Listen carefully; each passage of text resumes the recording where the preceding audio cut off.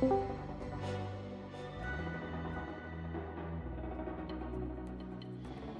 Nick, can you hear me?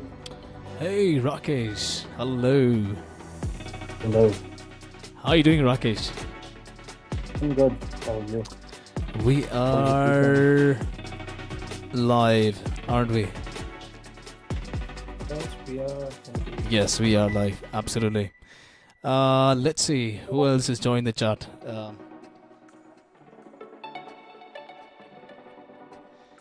Okay, it's Lost to Destiny.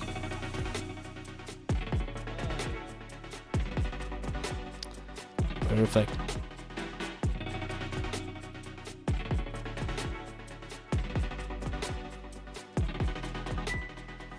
How many have you sent?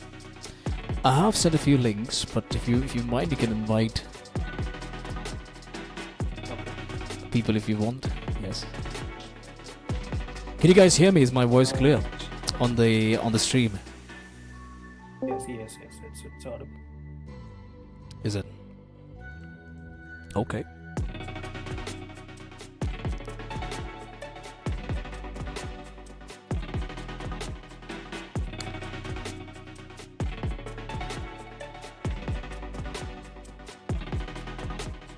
Who's this comms on?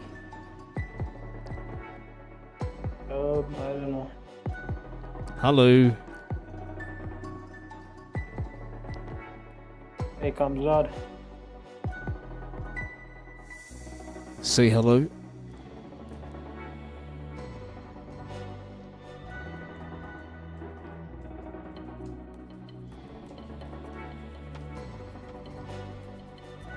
Rahul. Hello, Rahul. Yep. Welcome.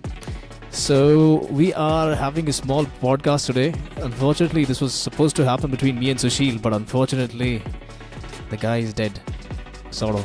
Yeah. But anyway. So, we are live right now. Okay. So,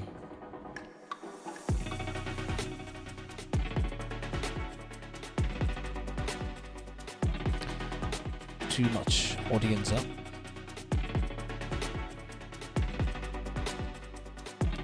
Okay, we're not getting any losses. Chalo. Let's cut the music for some time. And let's go to our podcast overlay.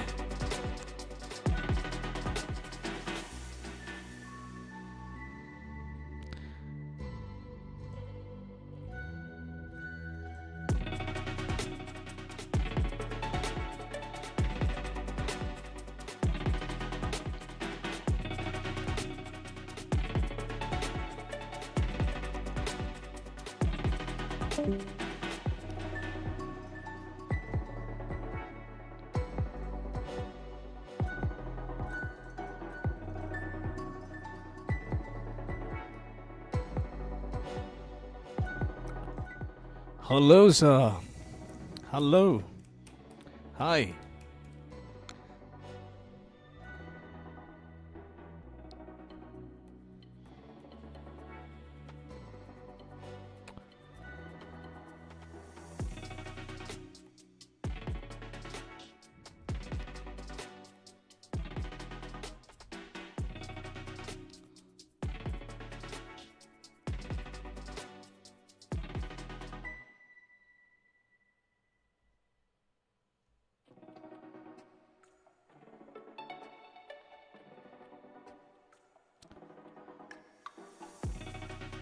Let's get in some crowd and then we'll start.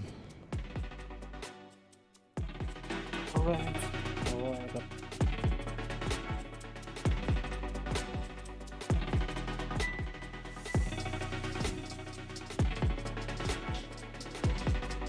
Rakesh, can you hear me?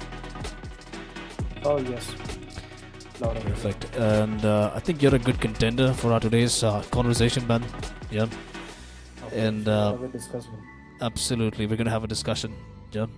About AI. I have a few things covered here, so we'll have a small talk. Yeah. We're doing this tomorrow as well, and we'll have a few more people coming in, and hopefully it gets quite interesting. Yeah. So,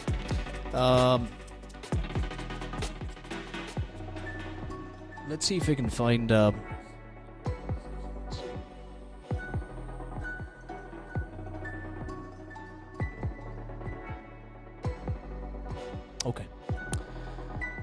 Okay, so it's time to kill the music for some time now, and let's go live. Okay, alright. Yes, boss. Okay, perfect. So, welcome, guys. This is I'm Nick. That's my name, by the way, Nick, and have a friend of mine, Mr. Rakesh, and he's one of my colleagues. We work together, and Alright. today, yeah, Rakesh, go ahead. Please feel free to introduce yourself, man. No problem there. It's absolutely no issues. Go ahead, Rakesh.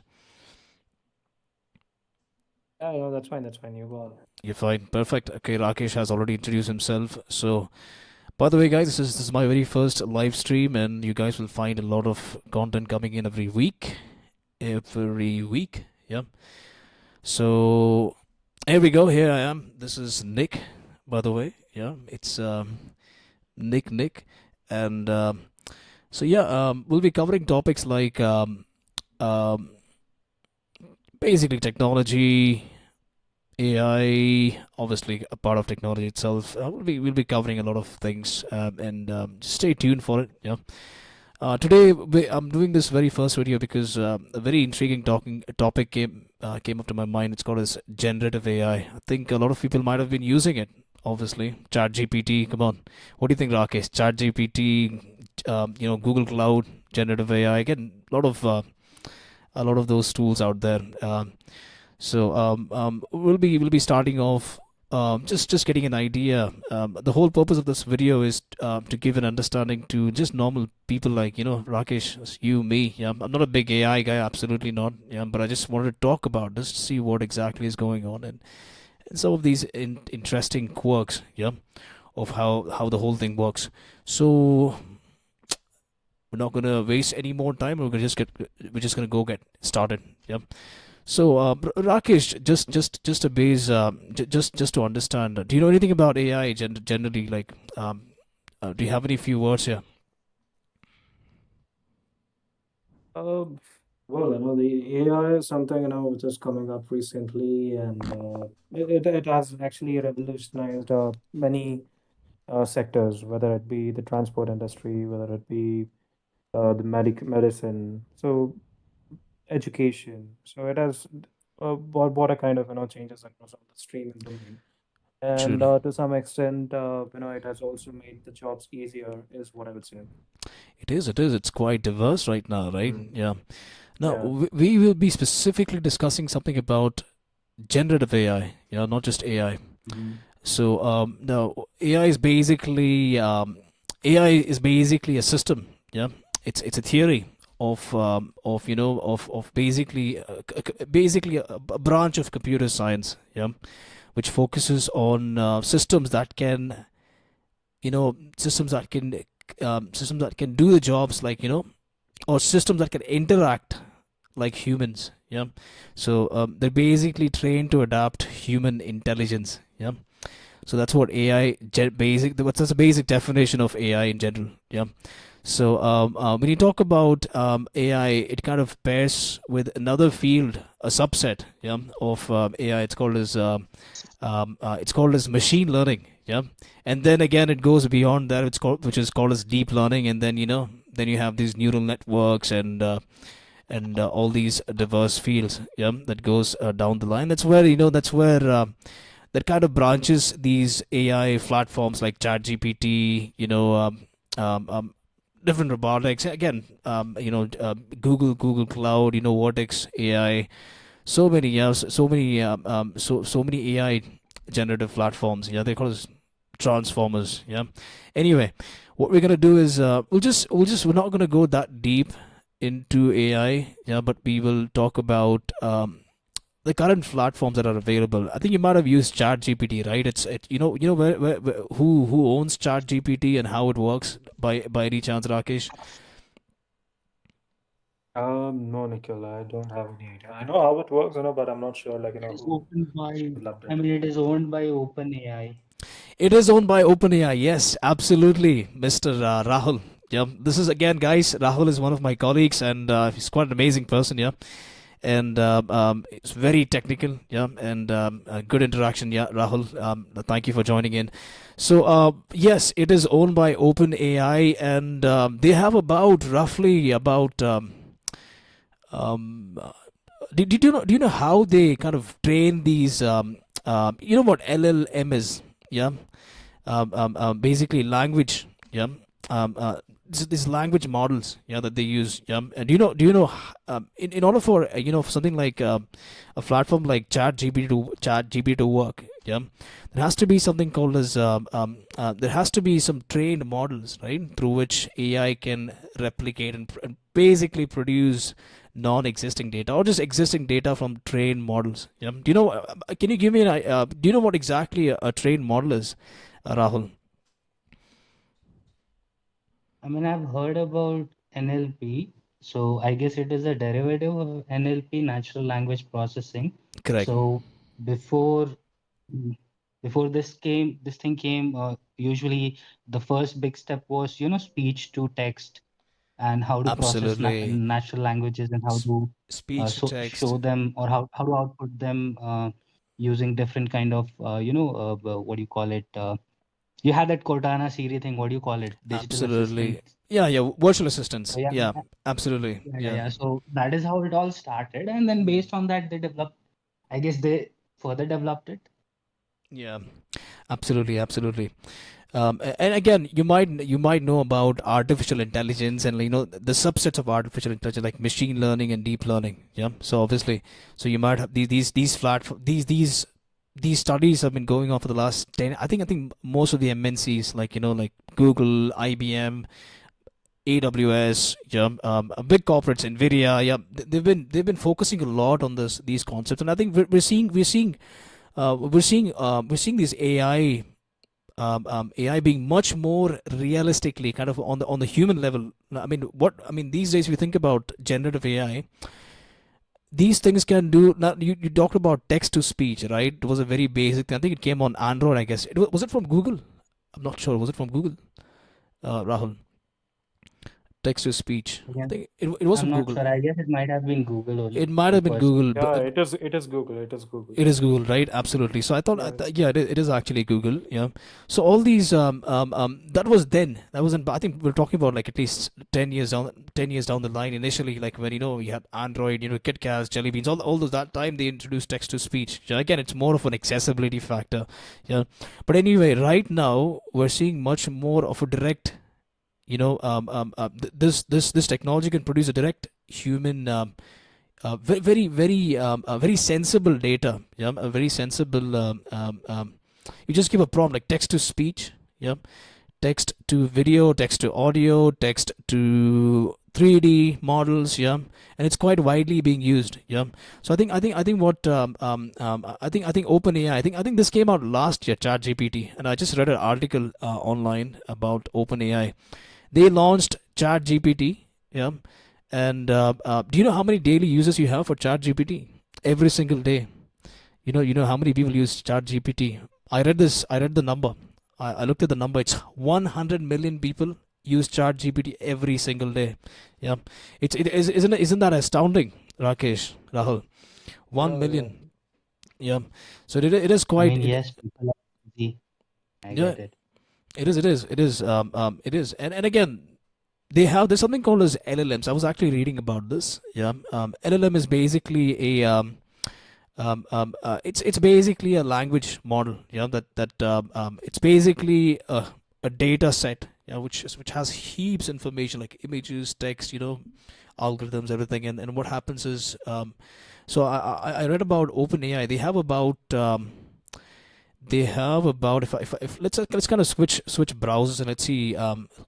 Let's go to my mainstream browser and I'll show you guys this article about the one that I was actually reading out. Um, just a sec.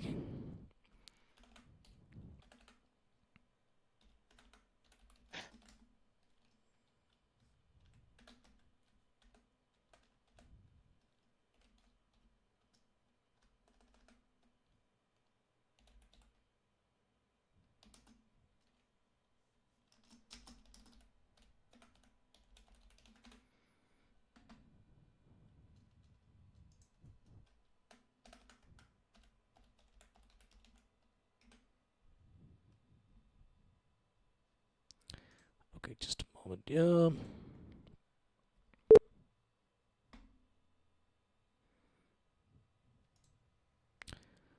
Let's see if I can find the data here.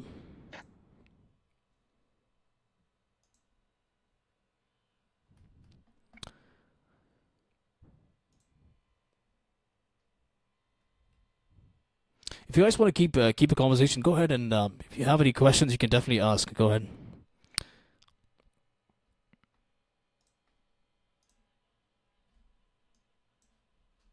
No questions. No.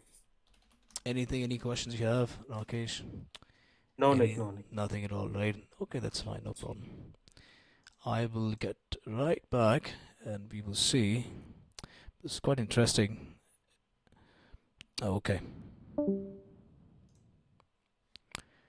Let's see who joined. Okay, I think Rahul might have popped off for a second. That's fine.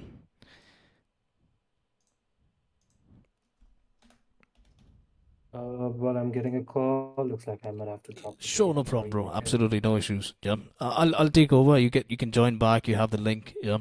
So yeah, no problem, Rakesh. Yeah, On its own. Bye. absolutely. Yeah, I'll see you then.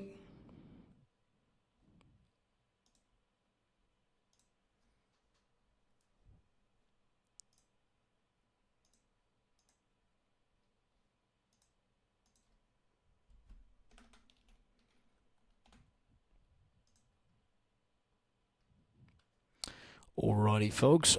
Just hold there, and we will continue with our stream.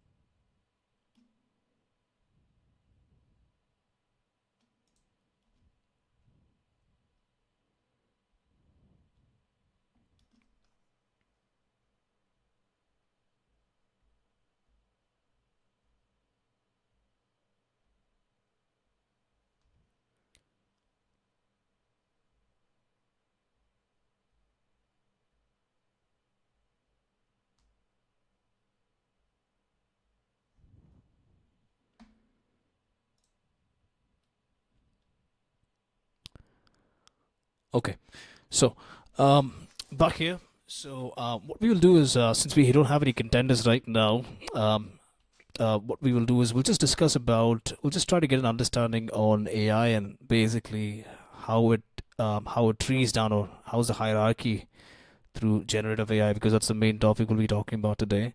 So there's a very nice video from Google, yeah, and an introductory video which they kind of put a streamlined step of how the whole artificial intelligence works. Yeah, and I've gone through this video once. I will explain a little bits and pieces about AI so that you guys know how this whole generative AI works. And again, it's going to be a big thing down the line, about 5 years. You'll see a lot of change coming in.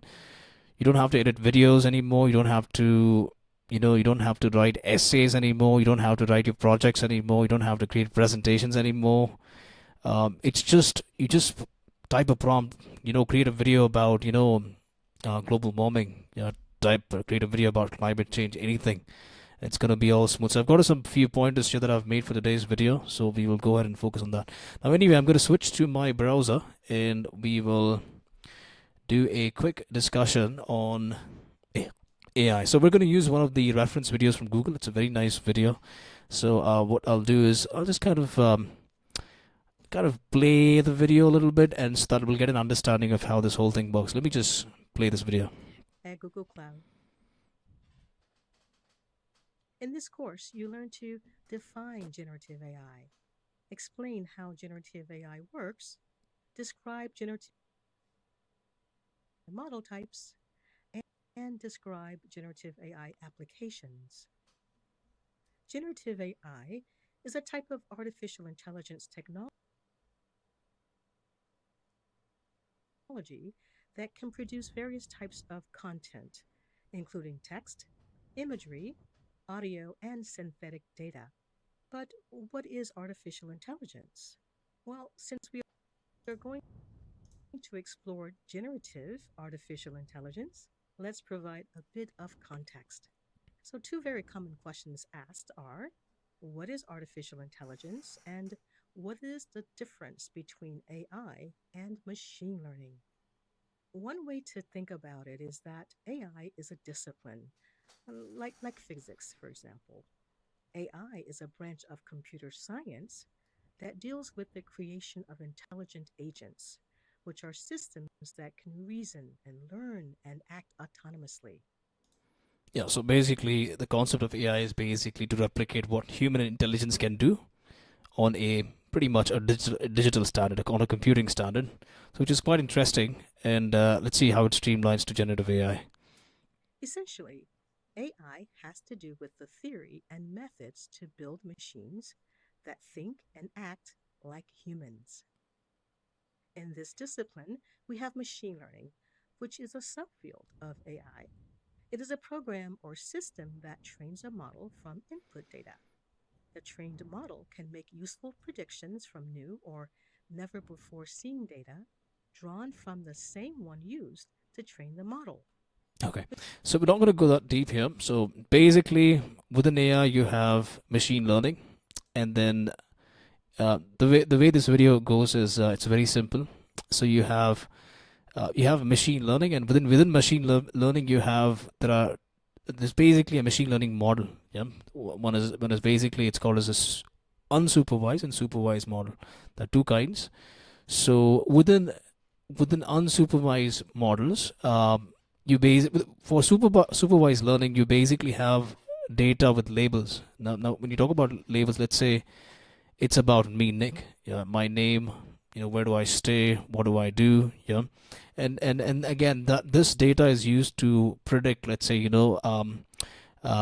let's say again, this is just an example that Google has given. Yeah, based on what I do, like let's if they're making a statistical comparison between what time I wake up, when do I have my breakfast, and all of that. It's a very relative, predictable thing, that the AI can use and create new data. But anyway, we'll just move forward, and there's another subcategory within this. It's called as unsupervised learning models, where it's just a predictions. Basically, it's called as clustering. Yeah, now you guys might want to go through this. It's a bit too much. Yeah, as far as AI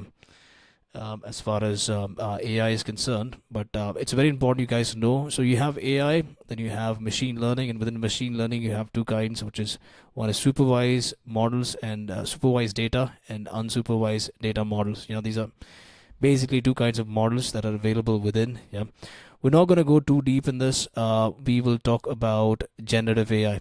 Now within this you have a subcategory. It's called as within machine learning, there is another subset. It's called as deep learning. Yeah, and what deep learning does is it uses artificial neural networks. Yeah, so it's basically more like permutation and combination. Predictions. Yeah. Now, what predictions of what? Yeah, predictions of raw, unprecedented data, or it could be precedented data. That's basically the term that we just talked about, supervised and unsupervised data models. So if you go here, you can see again, this is an input layer, hidden layer, output layer. So basically, this is how it works. This is how the data is manipulated. It's a bit too complex, I would say, but you can think of it as a set of information. Yeah, and then what it does is it tries to access a library of similar similar data set. Now, what a data set? It could be anything. This could be anything like an image or a text, a video, and it's going to make all these combinations. You can see permutations, combinations, predictions. Yeah, and it's gonna create very sensible result. Yeah, just like how human consciousness works, or just human intelligence works. When you talk about something, you try to relate as much as possible so that you can engage in that conversation with the next person, so that you're not irrelevant or you're just not completely mad. Yeah, so that's how it works. Again, this is how the permutation combination works. Let's say you're on ChatGPT and you're asking for let's say you type about, tell me about global warming, and ChatGPT will give the exact same result. How does it work? Yeah, the ChatGPT goes back in the servers, looks at what it has already in the inventory about global warming, and it's going to do, and based on the text input. Now, the text input that you put in, saying like, what is global warming and how is global warming affecting, this day and age. So what it's going to do is it's going to look back what's existing, what the existing information it has about global warming, and it's going to do all this permutation combination. It's going to relate to the exact output that can closely predict a response to the input, that you've actually given, and it's going to give you the very relevant answer, and it's kind of like asking a question to someone, and someone giving you a very relevant response, so that's how accurate the whole thing is. It's called as neural networking, and it's part of deep learning. Now, further down deep learning, you get down to something called, that is, now after deep learning you are down to generative AI. So you can see here machine learning, deep learning, and then you'll have some. Now I talked about the inventory that these AI platforms use. They're called as large language models. Now when I talk about large language models, it's again another subset of deep learning. I think if you think about it, the Google Cloud, the generative AI that Google uses, they have a language model called as, I think it's called as a PaLM, I guess, I'm not sure, PaLM, and it contains about, I think it's about 540 billion language models. Again, 550 billion language models is like, I'm not sure, it's like a lot of data. Like, it's basically a trained, it's kind of like, you're kind of like, you're a person and you're trained in, like, on an athletic base, a lot of things, a lot of skill set. So basically you can think of a language model as a skill set, as a trained skill set that that an AI platform can have. Let's say ChatGPT, for example, or generative AI from Google, for example, and they are trained on billions of language models, billions of parameters basically, and that makes a language model, on billions of parameters. It could be text, video, audio, anything.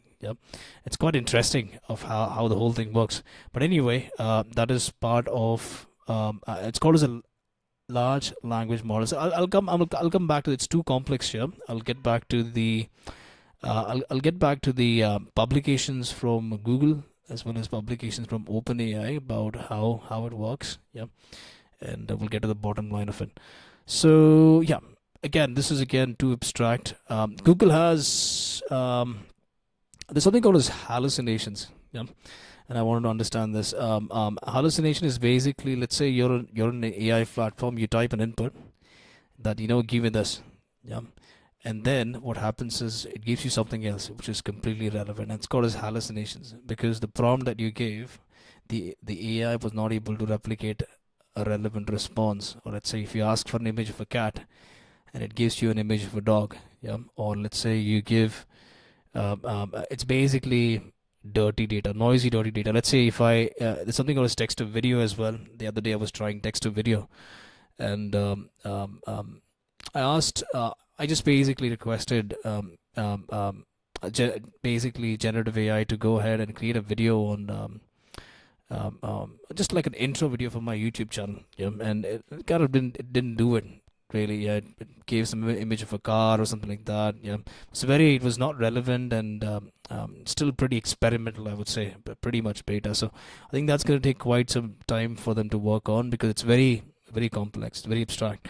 But that is basically an example for hallucinations, where for the given input, your language model, whatever AI platform you use, it cannot give you the right result, or simply to say that that model, that platform, whatever model it's using, it's not trained well enough. That's those are all the constraints for it. Now, this is again, it has the so again, different models for AI again. Where it's widely used, you can use text to image. Again, this is part of generative AI. If I choose ChatGPT, If I want to learn something, and it gives me image results describing what it is. So again, that is text to image. Text to image models are relatively new and are trained on a large set of images, each captioned with a short text description. Diffusion is one method used to achieve it. Now, image generation, image editing. So anyway, this is automatically done. All you need to do is drop a text on the platform saying, give me an image of a car, or give me an image of a pretty much anything, like a scenic mountain. Yeah, when you do that, that's called as a prompt when you type a text. Yeah, and what it does is it goes back to its language model, looks in, does all the permutation and combinations, it does all the predictions, and gives you a final image of the of what you requested. It's quite accurate actually, and that's the surprising part, of how it can attain that kind of accuracy. Yeah, just from a simple text. So then you have the next part that you have is text to image, text to video, text to 3D. Very well. I think this was already used by a lot of devies, 3D animators and stuff. They like doing this. Text to video, I would say I've tested a few AI platforms where you can do text to video. It's not accurate, to be honest. Yeah, and I think it's gonna take at least a few years for to get some advanced trained models that can be useful for text to video, or text to video basically. Text to 3D is something that can be that is widely used, I believe so. I'm not sure, because it just has to create a 3D model of a given image. I think that implementation is quite doable if you look at it logically, but text to video is something else. You have to look at frames, you have to look at how many, the audio has to get synced, you have to add subtitles and then audio to the video, and it's way too much. It's way too much for the AI model to comprehend. So I think yes, hopefully we see text to video getting a lot better down the line. Yeah.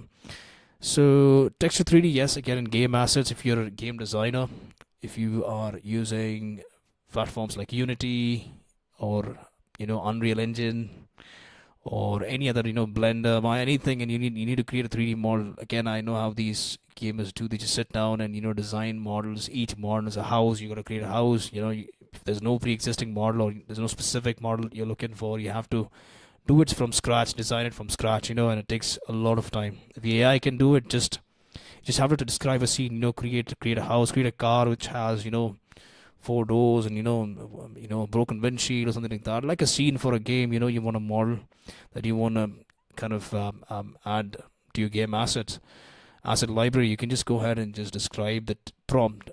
Yeah, I want this scene, and immediately the AI creates within a few seconds, within a few computational seconds, it just creates a model for you, and that is quite exciting. Yeah. And text to task, again, we may see this being implemented in again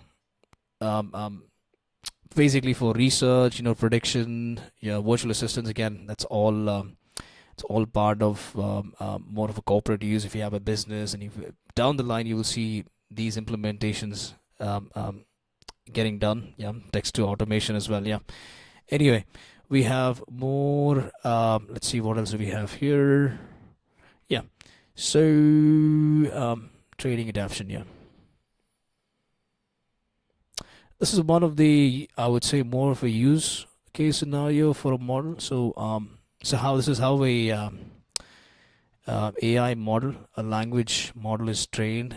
Yeah, the data could be text, image, speech, structured data, 3D signals. It's trained. It's once the adaptation is done, you can do, again, I think this is part of text to task based usage. Yeah, and again, applications, software agents, virtual assistants, automation. And the way it works is, this is the data that goes in. It's trained. This model is basically the entity that's trained. Yeah, using all this data. It could be like a lot of data. It could be like a million images, million speech structures, 3D signals. It could be like different 3D objects, millions of those. Yeah, it could be a house, car, anything, anything. It'll be trained, and then there will be a model that will be created, which will be a trained aspect of all those million parameters. Yeah, and then once it's adapted through advanced algorithms, they'll be able to perform these tasks like image captioning, object recognition, sentimental analysis, question answering. A lot of the uses actually, and if we go a little bit further in this video, let's say we will have. Okay, now these are some of the APIs where it's used. Let's see. Yeah. This is basically the landscape where the API can be, this whole generative AI can be implemented. So you have, in terms of text, you have marketing, sales, support, general writing. In terms of code, again, for developers, web app developments, yeah, code documentation, code generation, image, again, for image generation, customers, social media, design, yeah, advertising, speech, voice synthesis, video editing, generation for video, 3D models and scenes for 3D. For gaming, you have RPAs, music, audio, biology, and chemistry in gaming. So abstract layers of implementation. So down the line, at least the next 5 years, I'll definitely say this will definitely take over all these industries. So I think this is good enough for today. As far as understanding AI or understanding generative AI is concerned. But we'll just go ahead and look at what these top AI platforms are focusing on. Let's go to their official page and let's see what we can learn from it. So anyway, just let's see.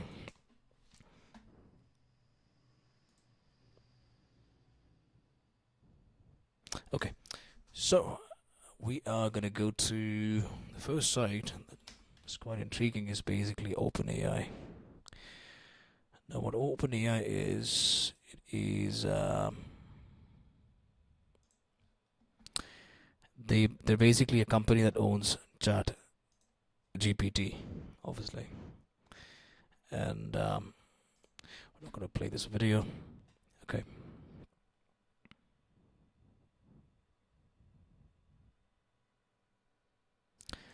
It's basically their latest publications on what ChatGPT. I think the latest version of ChatGPT Transformer is basically 4.0. I guess. I think that's the latest one.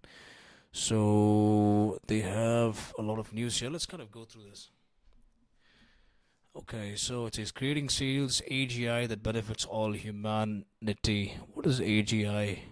It's quite interesting. Let's see what AGI is. Let's say we believe pioneering research on the path of AGI.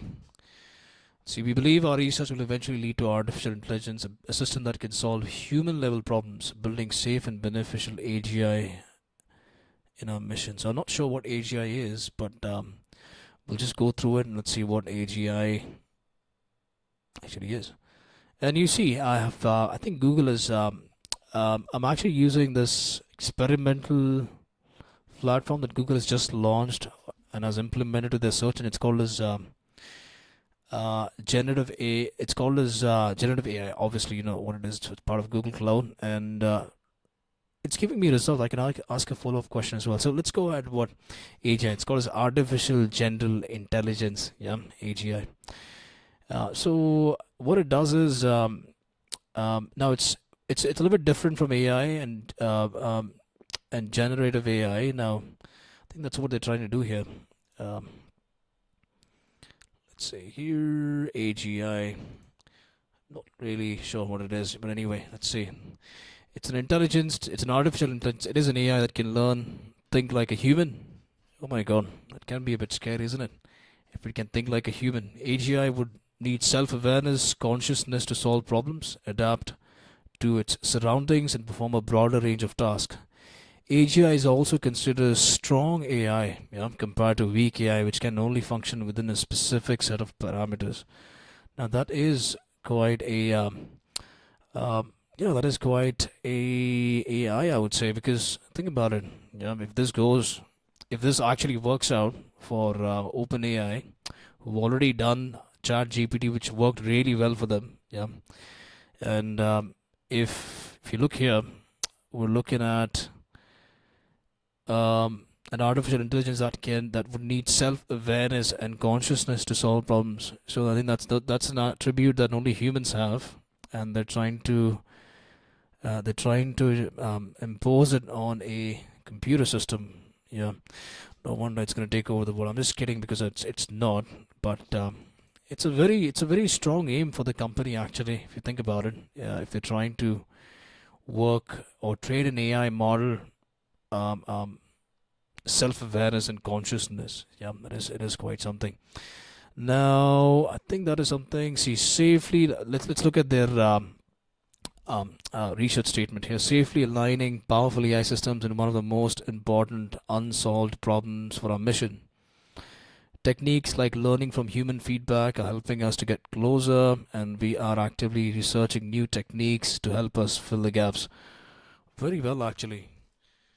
Very well, very well.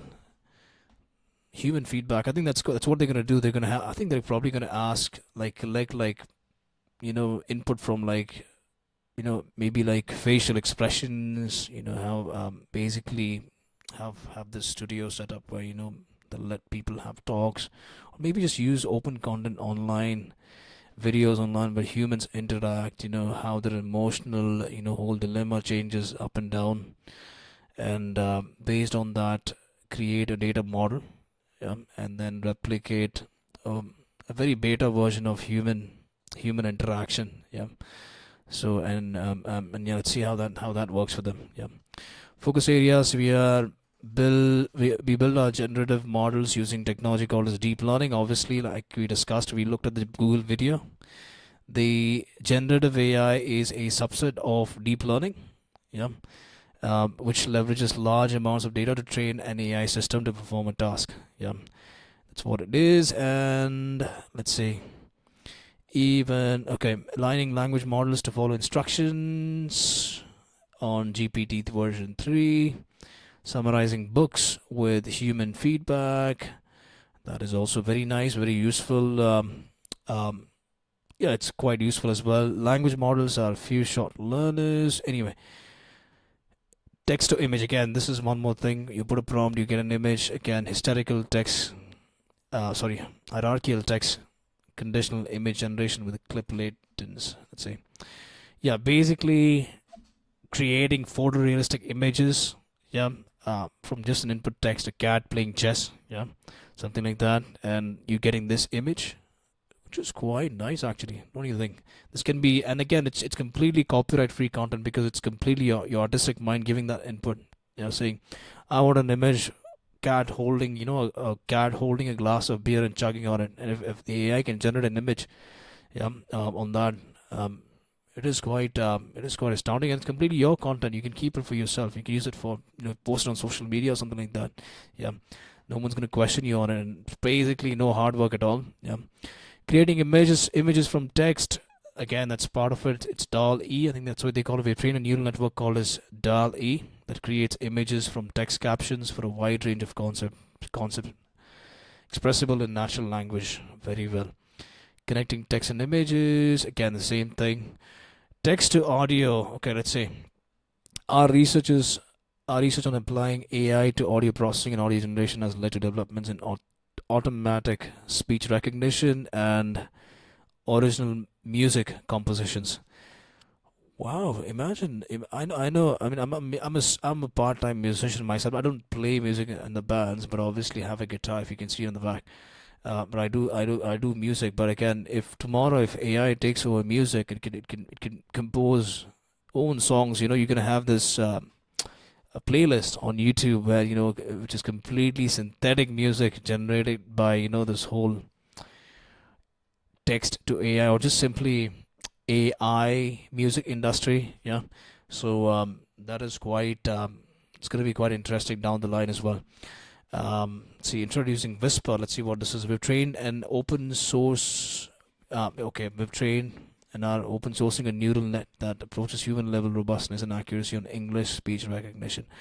Okay, so they are launching something called as Whisper, and it's open source. Yeah, meaning anybody can access it. I'm pretty sure what you guys. I'm pretty sure you guys know what open source is. Meaning you don't have to pay for it. It's not copyright protected. It can be used by anyone. Yeah.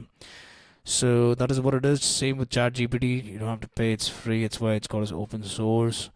Jukebox. There's another audio AI model which they're introducing a neural net that generates music and raw audio in a variety of genres and artist styles.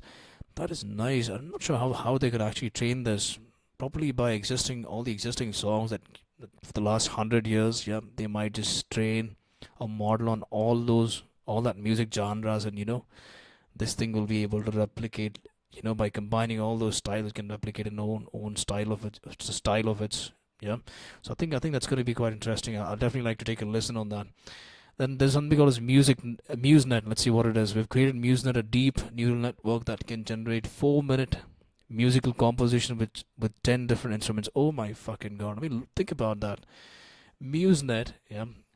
Think about all these, orchestral musicians, sitting down, 10 of them, yeah, and playing for 4 minutes. It takes so much of, choreography, yeah. I mean, it takes so much of practice. You can have like sheet music, so much. Everything has to go in sync, and if AI can do that, it's gonna be a bit inconvenient. I think musicians are not gonna like it. Definitely not, yeah. So again, a lot of those. Okay, they have also solved Rubik cubes with a robotic hand. They also have models. I don't know how many models these guys have. See, one thing I always wondered is how does this thing work? Like, how does ChatGPT works? How does this whole OpenAI work? So coming down from more of a hardware technical background, I'm always kind of intrigued to know um, how are these AI models, which have like billions of parameters, images, text, videos, trained, yeah, to basically produce a content that is much more sensible as a response to the prompts that we raise, like yeah. Let's see how it works. I was always intrigued by what kind of technology, what kind of hardware technology this whole generative AI or artificial intelligence uses, yeah, to create this, to process, to compute this this kind of heap of data. So let's see what one of the questions. I think one of the most powerful processing units that can contribute to this is basically a GPU, a graphics card. Yeah, and I'm well aware that I think Nvidia plays a very big role in terms of this whole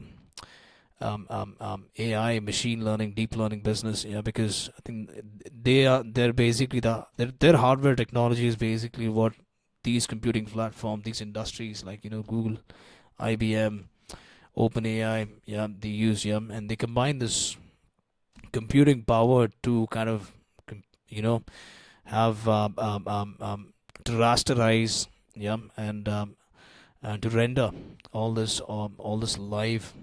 Um, um, um, there's a concept called as encode and decode. That's what happens. Yeah, um, um, a prompt is encoded, and then with all that data, it's kind of decoded. It's quite interesting if you really understand this terminology. But anyway, let's be a little bit. Let's go in this curiosity mode. Yeah, like a high roller, and let's see how it works on a hardware level. Let me just do a Google search like a normal person would do, and maybe I can ask a follow up. Yeah, here in generative AI. Again, I'm using generative AI from Google right now, and I'm gonna ask a question. Yeah, um,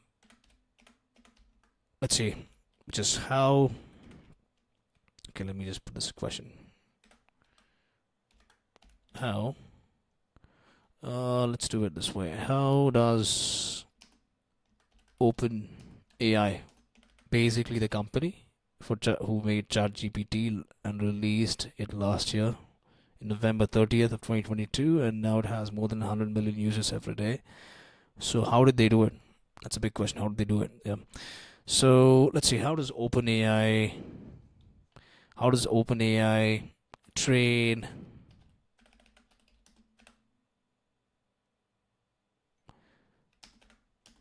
models maybe like what hardware?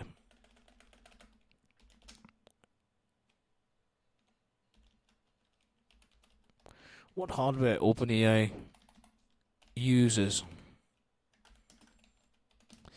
to train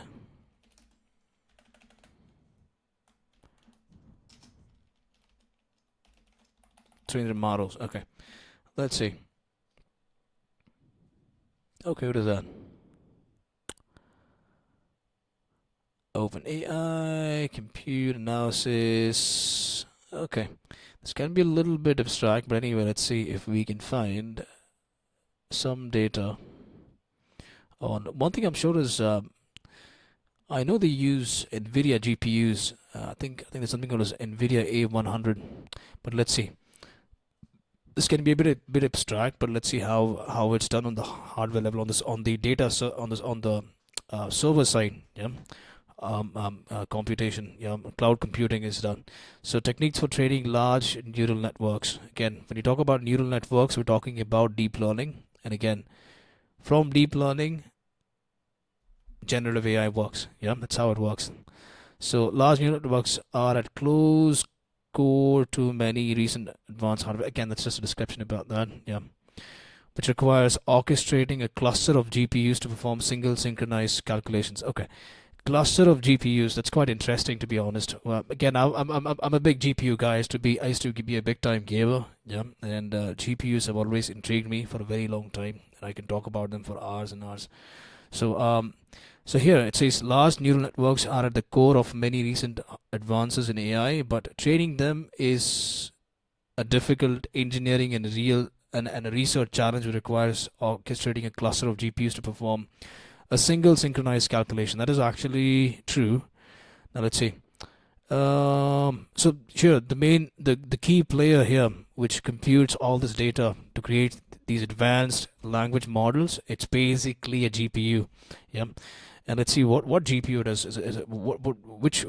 Which company provides this GPU? I think I'm pretty sure it's NVIDIA, but just I'm not going to go that deep here and read all the descriptions here. But let's see, large neural networks are at core of many, obviously, which requires, that's fine. As a cluster model size have grown, machine learning practitioners have increased, variety of techniques to parallelize small training over GPUs. Anyway, forget about that. We're not going to go in the pipeline, but we will scroll down again. We're not going to go to flops as well. Tensor flops, again, that's another concept for training AI. I think one of the, let's see, tensor parallelism. We're not going to go there. We're not going to go here. We are not going to go here as well. Okay, this is basically, now one thing is clear from this research publication is it uses GPUs for training large data, for basically researching large data models. Yeah, and that can be, if once refined, they can be used in platforms like ChatGPT, generative AI from Google, and then it can produce very realistic human intelligence sort of results. Yeah, which can be like a video or a text or audio or like 3D, anything. Now, let me ask a question. Yeah, what GPUs? What GPUs does? What GPUs do OpenAI use? Yeah, let's see. Oh shit. Okay, let's see what they have to say. OpenAI uses NVIDIA graphics processing unit GPUs to develop its generative AI technology. The OpenAI uses over 10,000 NVIDIA H100s and A100 GPUs to train ChatGPT. NVIDIA's parallel processing capabilities can speed up the training process. Okay, what is that? Okay, we're not going to go that deep. Microsoft built their supercomputer that OpenAI uses to develop its AI technologies. Microsoft's OpenAI, its largest backer is Microsoft offers NVIDIA's H100 system on demand, ranging from 8 to thousands of NVIDIA H100 GPUs. I see. Okay, so NVIDIA has near monopoly in generative AI capable GPUs. Okay, see, this is what I was talking about. The reason why I love NVIDIA for what they're doing is they are pretty much a monopoly in terms of GPU marketing. I think AMD is a competitor, but if you actually look at Nvidia's goal for the next, I don't know how many decades they're going to be lasting, but however they've lasted for the last 20 years, I guess, since 2000s or 1998, I guess, when Nvidia first came in. Amazing. They've done an amazing job, and their GPUs are very abstract. Now, in the consumer market, you were talking about 3090s, 4090s, but these are different. So the H100s and A100s GPUs, they're very specific to trading AI models, machine learning, deep learning workloads. And as far as what I read about in a previous document, in a previous research document, the A100s, a single GPU. Let's see how do these A100 looks. A100 GPUs in a server. Let's see how it looks. I think Nvidia had a very recent announcement of their new H100s, but yeah, this is what it looks like. Yeah, if you ever see the graphics card, yeah, then you might, if you strip it down, if you remove the casing, the fan from it, you'd probably see this. Yeah. So this is what Nvidia's A100 GPUs look like, and these are stacked on a server cabinet, and that's how it works. And yeah, that looks quite promising. Quite promising. Now, let's see how much let's see what's the cost of each one of these A100 server GPUs, because I'm pretty sure, again, we're talking about big corporates, so it's a big investment. Yeah. Let me ask a follow-up here. What's the cost of what's the cost of Nvidia A100 GPU? So that can be an interesting question as well. So let's see how much a single GPU will cost. Yeah. Okay, let's see about DX Let's see here. It comes about either 40 GB memory. Think about that. Yeah. A traditional consumer level market GPU will cost you about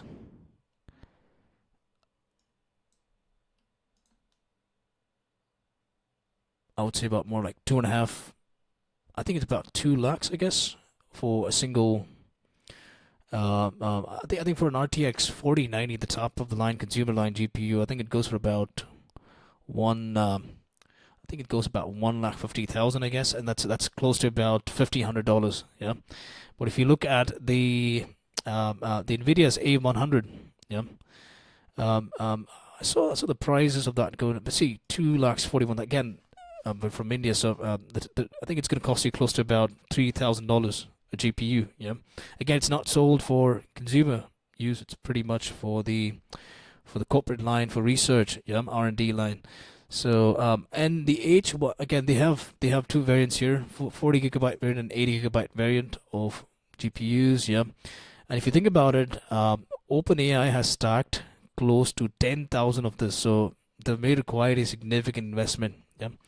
Not sure if they own all of those GPUs, but I think Nvidia might actually offer them a service. Yeah, it's more like a corporate business anyway.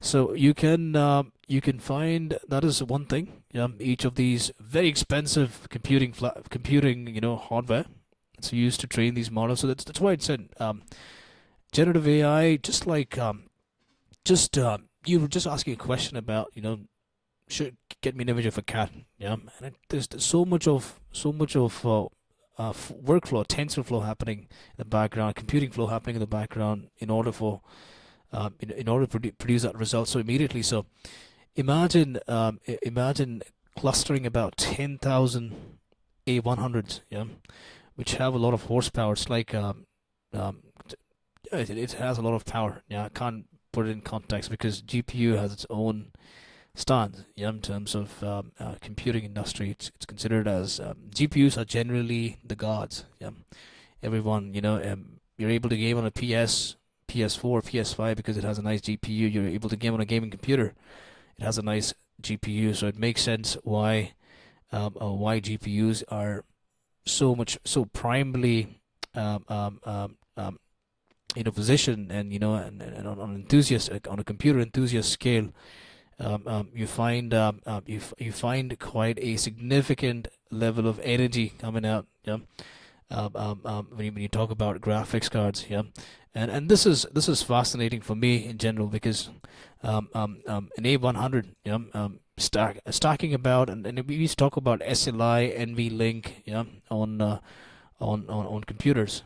But if you think about, and that is basically combining multiple GPUs to kind of double the power of your graphical power of your system, yeah, graphical computing power on your system.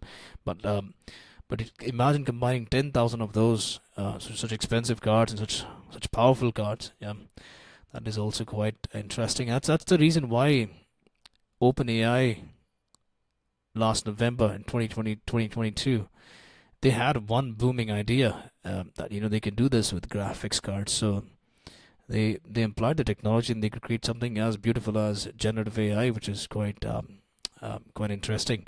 And I think it's gonna surge for the next couple of years. And I think even our kids, I think probably my kids, your kids, any down the line, would be very much be using the same technology. It's the future. It is the future. I'll tell you what, it is the future. It's pretty much, that is quite certain. Yeah.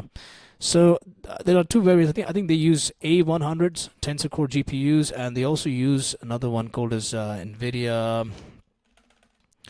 That's fine. NVIDIA H100s. Now, as far as what I've heard of, one of these GPUs will cost you about $32,000. It's very expensive. The H100s are. But let me see. Let me look at the specifications of this.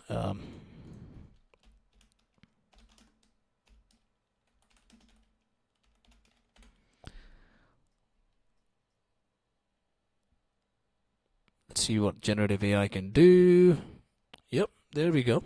640 tensor cores, 128 ray tracing cores, 80 streamlined multiprocessors, 18,432 CUDA cores. Yeah, you have 80 gigabytes of HBM3 memory, which have, again, if you talk about HBM3, yeah, we're talking about, and if you can look at the bit rate of the memory controllers, 10 to 512 bit memory controllers. Again, it's crazy. PCI Gen 5 times 16, about 40 gigabytes per second bandwidth. Yeah, it's pretty crazy. If you look at the combined power here, the SMX edition has 3,958 teraflops. Yeah. If you were to compare this to a traditional GPU, you can find the spec sheet here. How much do these things cost? Like, I'm always intrigued how much.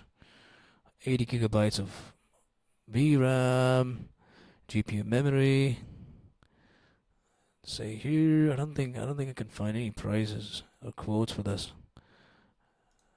Let's see. There we go. And this is the official NVIDIA website for their H100 GPUs. I can actually open the datasheet if I want, but yeah, that's going to be too much abstract for you guys. For the first video, I don't want to go that deep. But yeah, AI Enterprise. See here, again, if you're interested, if you're a man of graphics cards, and if you always been stuck to this consumer line of gaming and everything, I would definitely suggest you want to check this out. You probably might want to visit this website because it's going to take your whole GPU enthusiasm to pretty much, I would say about 10 times, yeah, to a different level, more than that, because if you look at the computing power these things offer, it's beyond the normal GPU geek contemplation, yeah. So yeah, look at all this. Again, these are specs. Again, I'm not sure if you guys can comprehend this, but I can, because again, these numbers are pretty much engine metrics, the horsepower, the torque. Yeah, this is what you get for the if you understand if you understand the whole cloud computing GPU raster. The keyword is called as rasterization. Yeah, that's what it's called. So if you understand rasterization power, yeah, hardware capabilities of a single individual computing, graphically computing unit, and these are the numbers you want to look for. So anyway, that is great. Yeah, I'm pretty sure I'm not gonna get hands on any of these pretty much for life. But let's look at, again, Tech Power Up. They're great. Let's see what they have to say. Let's see here.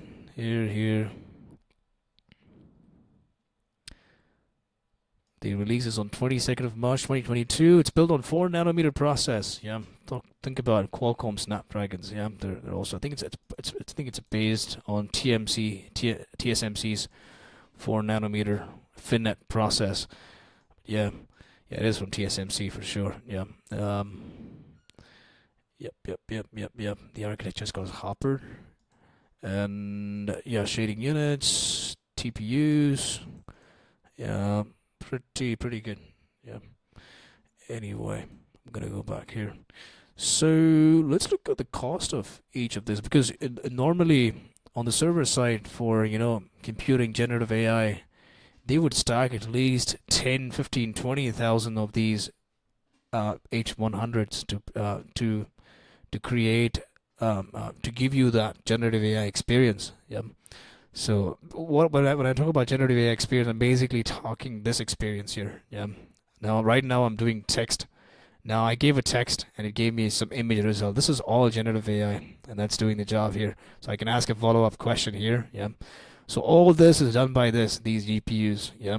These things probably in a server stacked stacked in a cluster of probably 10,000 combined together horsepower. Yeah. You're getting a lot for that. So it is quite interesting, yeah, of how the whole thing works. Yeah, and yeah, these guys are pioneers, man. OpenAI, for sure, they've done a great job. Yeah, and based on what we're looking at here, I think we went through this whole research publication from them. Yeah, and what they're aiming at. I think I root for these guys. Amazing. Yeah, and yeah, if you guys are interested in doing AI, or down the line, I think it is a market for. I mean, if you talk about the future aspect of this technology, I would say again, we just basically had a random discussion today, just to learn about what AI is, what deep learning is, because that's where generative AI is coming from. Just repeating myself here, yeah. It seems like it is quite interesting, and there are several tools, utilities. Yeah, I'm pretty sure that you will not see people programming anymore. At least probably AI developers, but at least in 10, 15, 20 years, people are going to use AI to write code. Yeah, people are going to use AI to create images. People are going to use AI to create music.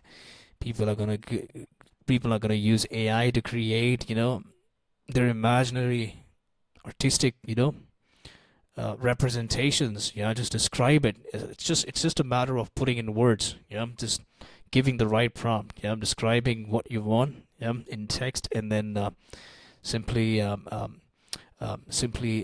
experiencing that in reality. So it is a very interesting flow that the whole technology is going through. Just making a lot of this computing technology. Right now it's all manual. You got to look for something. You got to type. You're looking for something on Google. You need to type. You need to click on websites, do research, this, that. Imagine you can just say just say one sentence, yeah, and you get everything that is in close representation. You think about AI understanding that you want to print something, yeah. Just give a text, just type, look for an image of a cat and make 10 printed copies of it, and add my name, Nick, yeah, on the bottom of that page. So if one prompt, yeah, and I can have like 10 prints. My printer is printing there in the next second it's printing, and it's tagged my name there. Yeah, so that is where AI is going for. Yeah, and that's the market that they're tackling. Advertising, marketing, again, it's all business fields, and you will see a lot of AI being used there. I'm more of a driven guy for content. On the artistic side, music, video production, audio production. So we'll see how that goes. I mean, nobody can read. Again, the thing is, if you look at music, yeah, people have created these different genres. Rock, alternative rock, pop, and metal. Yeah, people have done classical. So imagine if there's an AI model that I can train and create a combination of all these genres. Yeah. Again, a human intelligence cannot comprehend all the genres, yeah, and then combine them together and create an interpretation of all the genres on a whole new genre of music, which sounds completely different, yeah. And that is also quite interesting what AI can do. Yeah, we'll see that down the line. Looking at what OpenAI is doing with audio, yeah, it seems very promising. If you can train an AI model on like with whatever songs that have been released since for the last 100 years, and then it comes up with its whole new genre. It's going to be quite amazing. So yeah, it looks like it's going to serve its purpose, and it is worth. I would say when you think about technology, be you a technical nerd or be you a very average guy who doesn't really care about computers. Yeah, it's fine. I'm pretty. You should probably be rooting for this. Yeah, it is something that's going to take over for sure. Hopefully, it takes over for good and not bad, because there are a lot of criticism going on saying AI is going to take over. It's going to get to a point where it's going to match or post-match. It's going to get to a level beyond human comprehension. It's going to learn. It's going to learn human emotions. Feelings. Yeah, the fake crying. Imagine if a robot cries for fake, and you trying to empathize. The robot. Not to cry. That's gonna be weird. Yeah, but again, that can happen if AI takes over. Yeah, it's quite it's a stupid thought though, but yeah, it can. There are some scarecrows here and there. So anyway, let's see here. How long are we doing on the video right now? Let's see if we're still live, and yes, we are still live. Yeah, it's a long video. We've been doing this for about how long? I'm not sure. Yeah.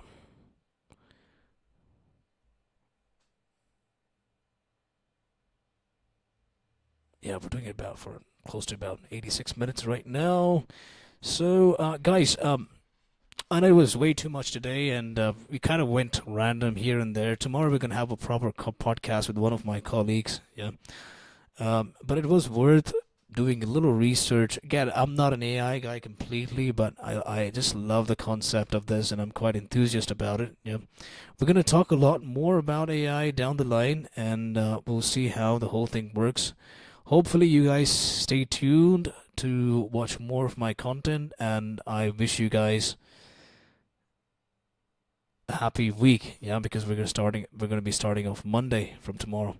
So good day at your work. If you're not working, good luck with your holidays, and subs to my channel, guys, and hopefully we will be able to come in with a lot more refined content, so that again you guys learn something. Yeah, and it also helps me educate myself and share whatever knowledge that I have, to you people. Yeah, so hope you guys have an amazing rest of your night, and adios, my friends. Yes, subs to my channel.